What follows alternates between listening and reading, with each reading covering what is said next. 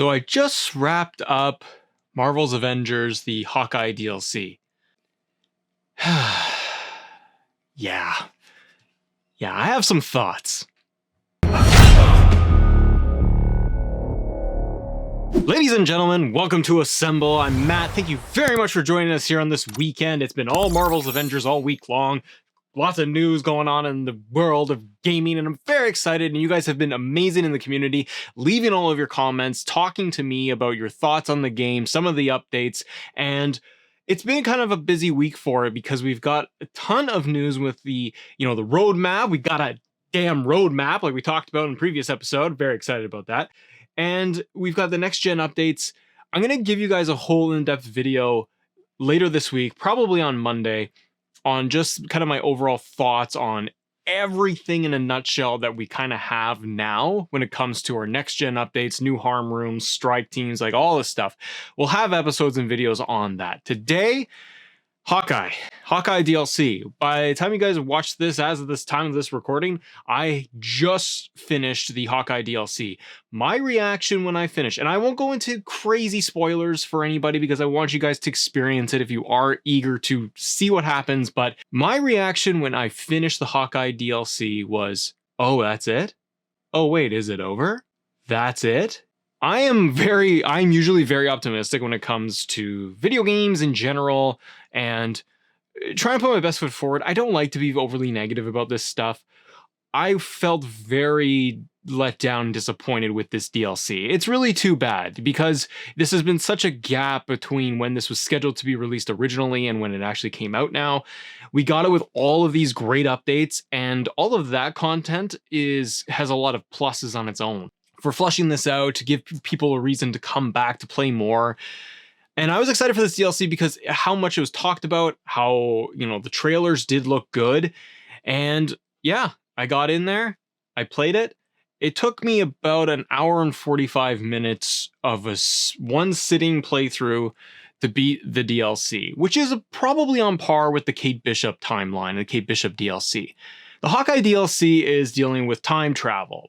Hawkeye in the Avengers, Hawkeye, like we saw at the end of the Kate Bishop DLC, is back with the Avengers in the current timeline.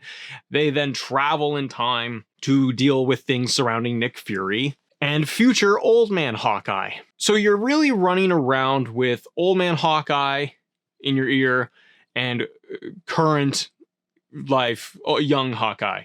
There was very little Avengers interaction, and that made me disappointed. I didn't feel very invested with Hawkeye as a character. I thought that the Kate Bishop DLC did a much better job of building up kind of her relationship with the Avengers, her past, why she wasn't an Avenger, why she was reluctant, in a tight story, like within 2 hours. They were able to get across with Kate Bishop her motivations, what's going on, her past, and you kind of felt like, cool, got it. And then that DLC kind of, it is what it is. The Hawkeye DLC, I thought, okay, great, we have a lot more room to play with. And Hawkeye as a character felt very shallow. I felt like there wasn't much going on with him. There were no memorable lines or moments with him within this small piece of DLC. Hawkeye had limited to no interaction with the Avengers in any of the timelines other than, Old Man Hawkeye, scenes with Kate Bishop and talking to her, but they never built on any of the relationships and what was going on. You spend most of your time in the Wasteland, which is the new mission area that we were, given and we can experience now as DLC, which is nice to have. It is actually nice to play in a different world, but we're still, come here. We're still fighting, and you guys know what I'm talking about, you guys to follow on the channel. We're still dealing with AIM robots. Now, we're future AIM robots. Yeah, we have more AIM robots in this. They didn't change that. The enemies are still the exact same. You're getting ones that are powered up. You are getting the same robot fights. And Hawkeye's mechanics, while it is nice that he has different skills and abilities than that of Kate Bishop, their characters are extremely similar. For me, I found that leveling him up to almost level 30 by the time I was done, again, within 2 hours of the missions, I didn't feel like he had anything crazy that really blew me away. Some of his bow skills are cool. His sword attack and melee is very average. I actually thought Kate played better with her melee with the swords fighting because I thought that she was much more agile. Clint feels a little bit heavier, if that makes sense. And I found that the bow attacks so far are pretty average for what you're getting as you've gone through the DLC. But again, what I'm trying to keep in mind is that much like I had experiences with the other characters, I'll say Iron Man in my playthroughs, you feel limited because you need to be able to boost the power them up and go play all the other missions and do everything else to unlock all the skills in the skill tree. I get it, mastery and all of this stuff, so that you can actually feel like you have the whole arsenal. So I'm hopeful that the way he plays, it doesn't play bad or anything. He's fine.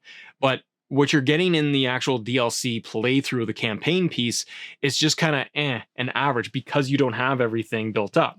So if you choose to, I would probably go and beef up Clint before you're actually going to go through the actual campaign and the DLC story piece with him, because you probably feel like you're just a little bit more powerful and you can run a little bit faster and move a little bit more fluid with a lot of his power-ups and his abilities. The Maestro Battle, I'll jump ahead, guys, because you are doing a mission that is going to be within the city, surrounding his dog and finding him. And the banter and the interactions he has with the Avengers is limited, and it doesn't get you invested, unfortunately. As you go through the Wastelands, which is the majority of this, it's where we started the DLC campaign, and it's where we basically end things. It's a wasteland, so it's barren, and there's nothing going on. I was happy that with the Wasteland that it is so big, and outside of the Hawkeye DLC content, we're going to be able to do a little bit more when there's talks of being able to have more of a sandbox environment within Wasteland to be able to go in there and run assignments and all that separately to this DLC. That sounds cool, and I think they could just kind of like open that up and do a little bit more. But because you're just in a barren, sandy wasteland, everything is broken down, disheveled, so the environment isn't anything to enjoy, to marvel over, as they say, comic books. At least when you were like in the cities or even in the city campaigns, like you felt like you at least had like, okay, there's tall buildings and there's lights and you're navigating around a little bit more. It's fun to fly as Iron Man through the city. The wasteland feels like snowy tundra. It's just sand. And just feels a little bit even more hollow because of the actual aesthetics of it. It is supposed to be a barren wasteland. So they got that right. But you're just running across. Even as you were starting off the DLC, you're getting a little bit more of the narrative and the story with Old Man Hawkeye and understanding what's going on. And for a few minutes, you're kind of like, okay, I'm good. I'm getting this. You're starting to get into the feel of what's happening. But I was immediately kind of taken out because I just was running and walking to the objective to get to that spot, to fight robots, to then move to the next checkpoint.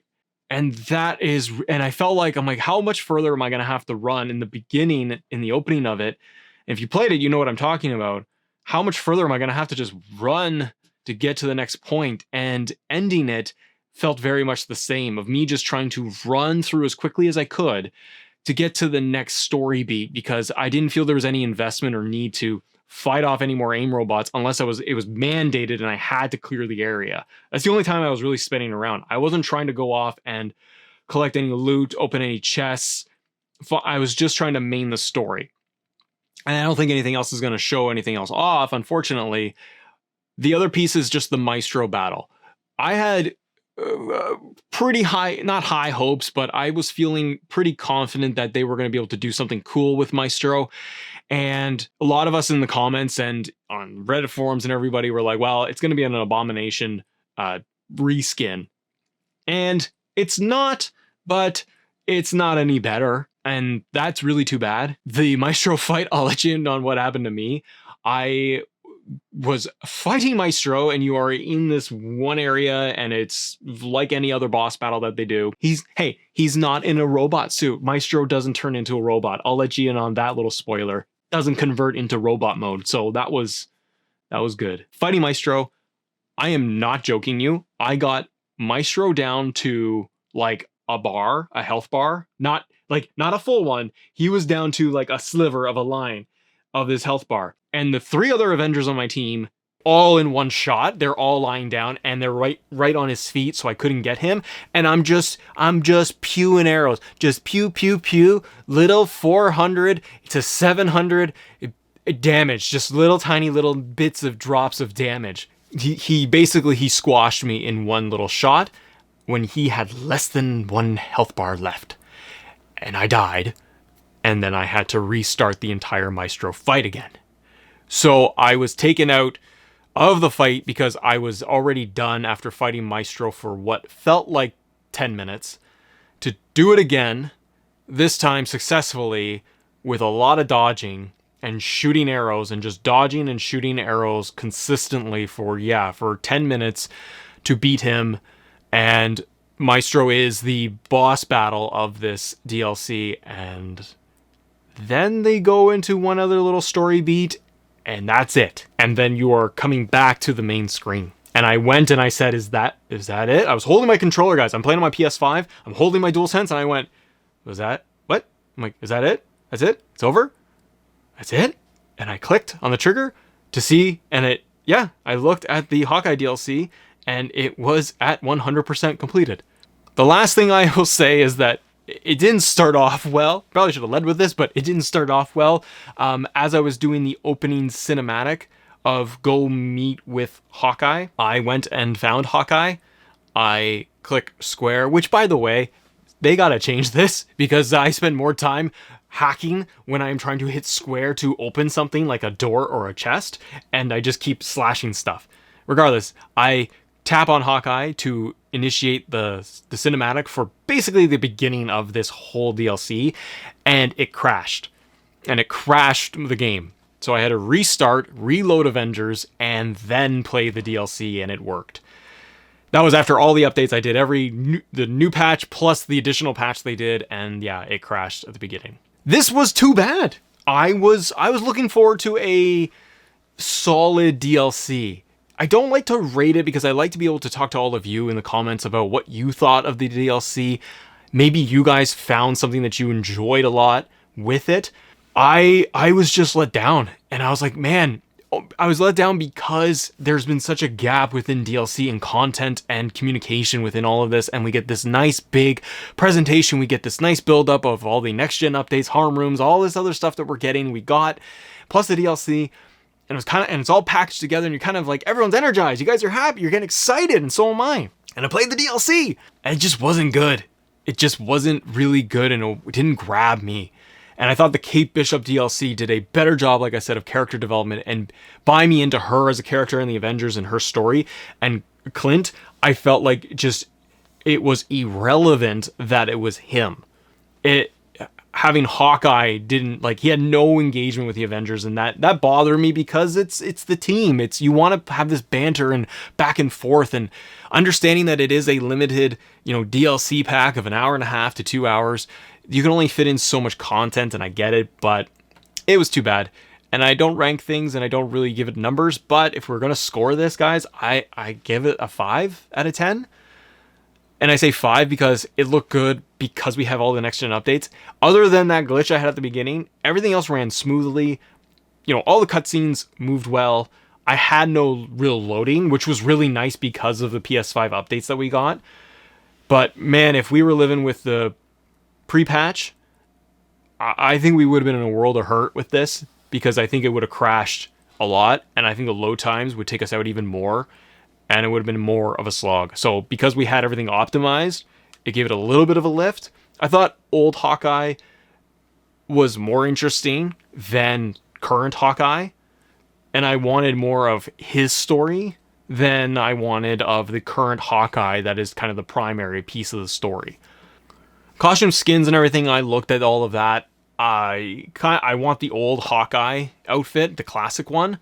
That's the only thing I want, and I almost went and bought it because I'm like, I don't feel like I'm gonna mainline Hawkeye at all. I'll probably play a little bit more of him to just get some of his skill sets up. I kind of want just the classic outfit, but at the same time, I'm not going to invest much more in him. So, ladies and gentlemen, that is Matt's little rundown and quick recap and review of the Hawkeye DLC. It was not my favorite thing, and I'm fingers crossed that the Wakanda DLC that we get at probably the end of the year is going to be something that really does a good job of pulling everything together. But because that DLC is so far out, it's gonna feel very choppy, where you're gonna have to remember all of the pieces leading up to this and what we're even fighting for when it comes to the content and the DLC and the story that they're trying to drive. Let me know in the comments below, what are your thoughts, impressions? What did you think of the Hawkeye DLC? Did it land for you? What did you enjoy about it? And did you find things like I found? Did you have any hiccups? Did you have any glitches? Stay tuned for more content here on Assemble. I'm Matt. We have all the Marvel's Avengers coverage you guys need. Check out our previous videos that we got, from everything from the roadmap to how to actually migrate your saves. We did a quick little short video on that to help you guys out if you needed it, because I had problems trying to migrate my saves. Couldn't figure it out on PlayStation. That's PlayStation for you. Ladies and gentlemen, thank you so much for joining us. If you can, do a favor, like, share, subscribe, thumbs up the video if you enjoy all the content we do here on Assemble every single day of the week. I'm here for you. We'll get through this together, don't worry. Thank you so much for watching. As always, thank you guys for assembling with us. See ya.